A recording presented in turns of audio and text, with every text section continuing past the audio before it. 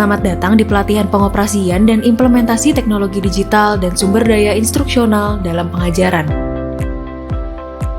Pada pelatihan ini kita akan membahas mengenai penggunaan teknologi digital dalam pembelajaran menggunakan prinsip pengembangan instruksional dan teknologi digital yang sesuai dengan strategi instruksional pembelajaran.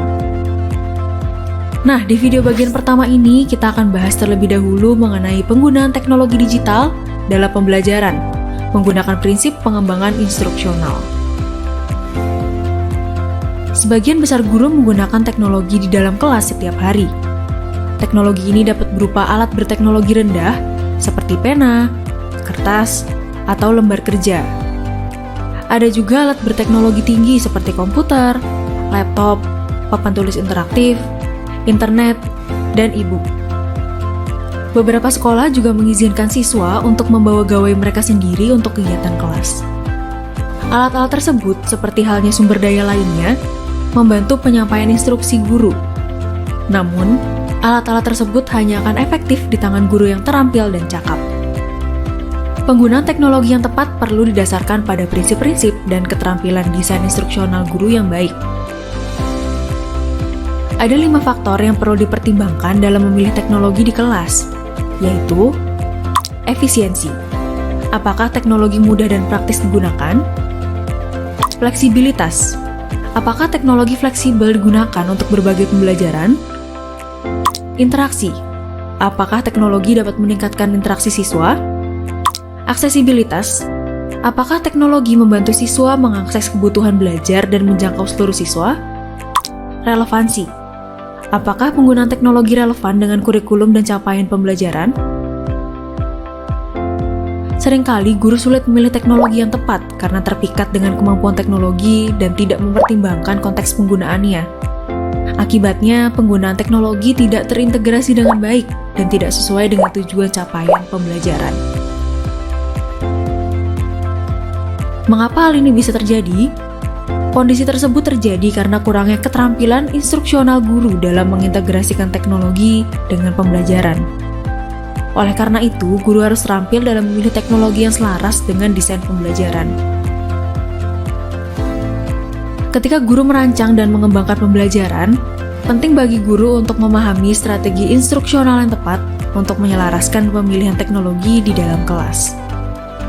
Guru harus membuat pilihan teknologi dengan menganalisis capaian pembelajaran, peserta didik, konteks instruksional, dan konten. Berdasarkan temuan analisis tersebut, guru dapat mengidentifikasi jenis strategi instruksional dan model penyampaian instruksi pembelajaran.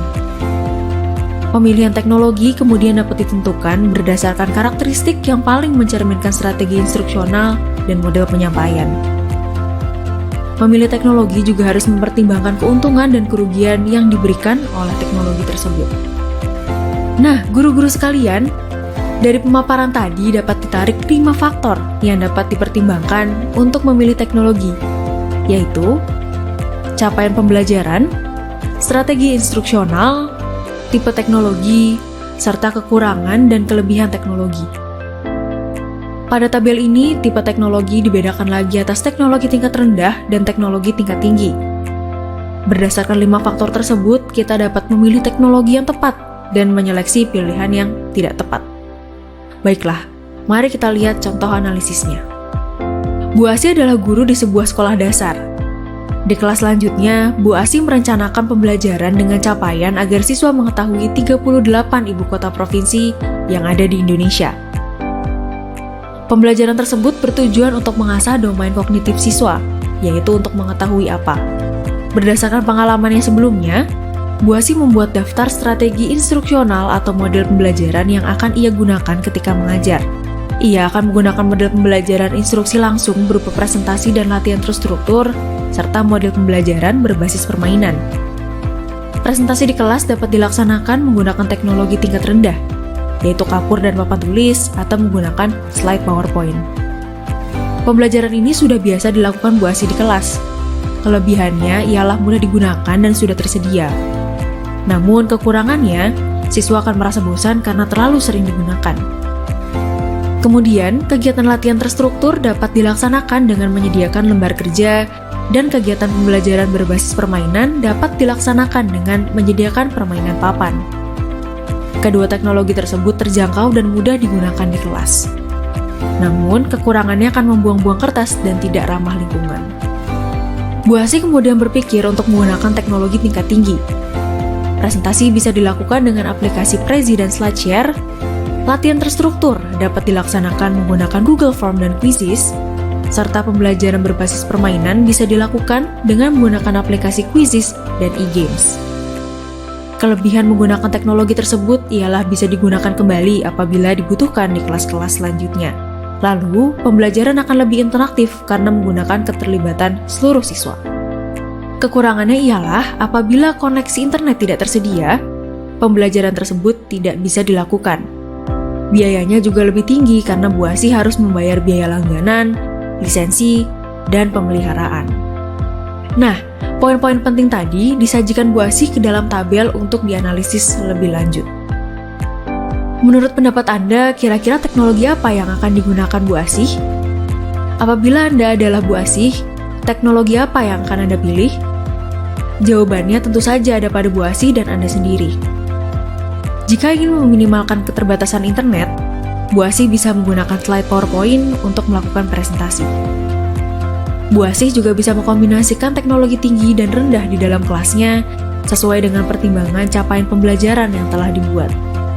Jika ingin kelas lebih interaktif dan tidak membosankan, Bu Asih bisa menggunakan lembar kerja dan permainan papan, atau bisa menggunakan quizzes atau e-games. Namun, kedua pilihan tersebut punya kekurangan masing-masing. Bu Asih juga bisa mempertimbangkan faktor efisiensi, fleksibilitas, interaksi, aksesibilitas, dan relevansi ke dalam pilihan-pilihan teknologi tersebut. Mulailah dengan menyeleksi yang tidak tepat, lalu keputusan akhir tergantung bagaimana Bu Asih akan melaksanakan pembelajarannya. Setiap model pembelajaran yang dilakukan dengan bantuan teknologi tentu memiliki kelebihan dan kekurangan. Nah, demikianlah pembahasan mengenai penggunaan teknologi digital dalam pembelajaran menggunakan prinsip pengembangan instruksional. Sampai jumpa di video berikutnya. Salam luar biasa dan terima kasih.